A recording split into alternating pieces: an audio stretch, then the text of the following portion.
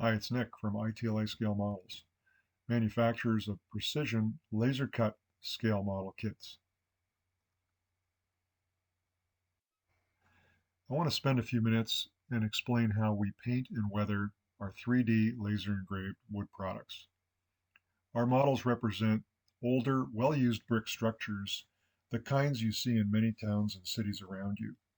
We envision that many of our structures were built in the 1920s and 30s and have had many decades of weathering into more modern times. Our wood products easily take on color using basic rattle can spray paints, and we'll show you more about that as we follow through. Airbrushing solvent or water-based paints also works very well. Here's how we begin to select the paints that we use on our product. First of all, rattle cans of flat or matte spray paints are used to achieve your basic brick colors. So any brand of red oxide primer, browns, grays, blacks will suit for your main brick color. We achieve an aged concrete look by spraying specific areas of the walls with a Krylon or Rust-Oleum khaki camel colored paint. Clear sealer is also used to generate layers in color. So Krylon or Rust-Oleum matte clears are the best that we found for this product. Then we go back and add tones and variations with inexpensive water-based craft acrylics from Michaels or Hobby Lobby. On the sample wall shown to the right, we lightly dusted the raw wood surface with an automotive red oxide primer to represent a red brick. There's no sealing or primer required prior to this step, and there's no warping as a result of completing this step. The light dusting or spray effectively colors the brickwork with a flat or matte finish, and it won't hide the fine details that we've engraved for you. So just choose any flat or matte base paint to represent the brick color you wish: gray, buff, brown, in this case red. We also masked off the etched brick surface and sprayed the concrete cornice and the stone foundation, and in this case some window headers and sills, with Krylon Camel khaki color. We find that that's a really nice aged concrete color. Once that was done, we clear sealed the entire part with Krylon matte clear, and they're making it ready for adding the additional translucent layers of hand brushed water-based acrylics, chalks, or pigment powders. So basically, this is how we prepare all of our wall sections and how you can add basic color to any of our engraved wood products. The next step is to add more coloring and weathering layers to take the model further. It's all about adding light, translucent layers of accent color over top of each other.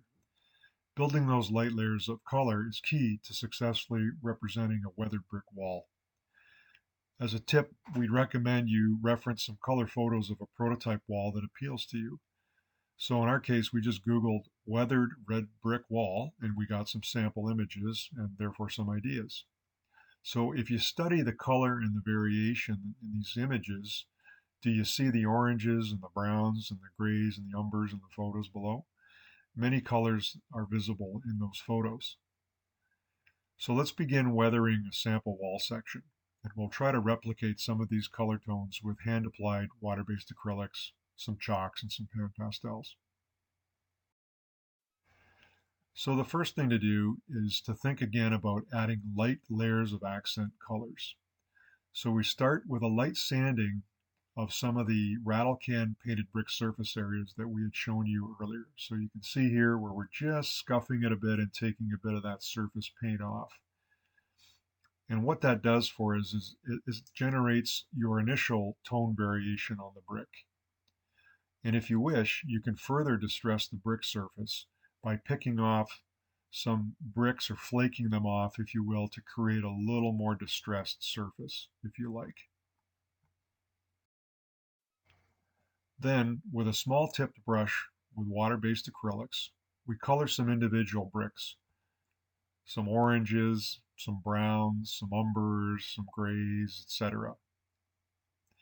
And you want this initial layer to be fairly opaque at this point because you want those colors to show through. So optionally, we would consider clear sealing this particular step. But don't be alarmed at how spotty this looks at the moment because we're going to tone that down shortly. So after that layer has dried and you might have optionally clear sealed the surface, use the same colors as in the previous step and create a 50-50 acrylic paint wash, and then lightly apply that to wider areas of the brick surface and blend those initial spotty areas and create larger zones of color variation. So if you can see as I highlight this, you'll note that we've blended some of these starker areas of orange and browns, etc., into a little bit of a wider area. And again, let that dry, optionally clear seal it, and then you can repeat with more layers of color as you wish until you're satisfied with your finish or you match the photograph that you're intending to.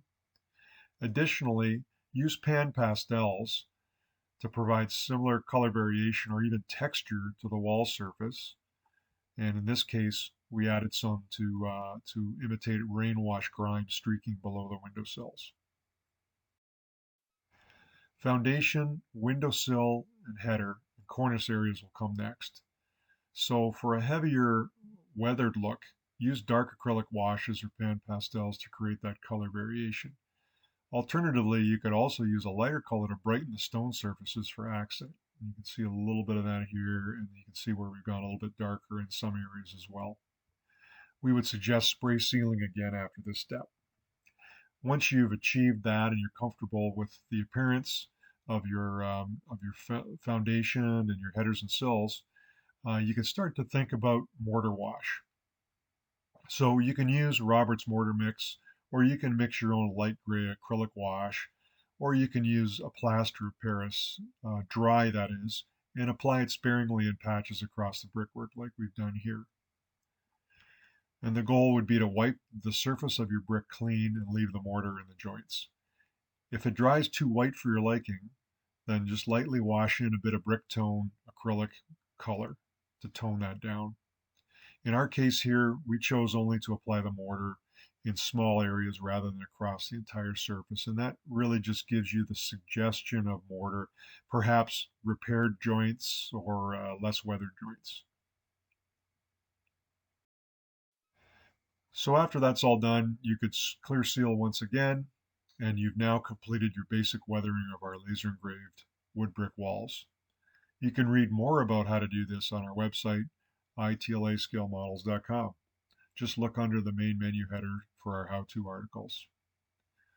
We hope you'll have a look through our website. We'll hope you will also enjoy some of our products in the future. Thanks for watching. Please visit our website and sign up for our newsletter, ITLAscalemodels.com. You can email us at the address shown, or you can call us at that phone number. Follow us on social media, Facebook, Instagram, and YouTube. Thank you for the opportunity to share what ITLA Scale Models is all about.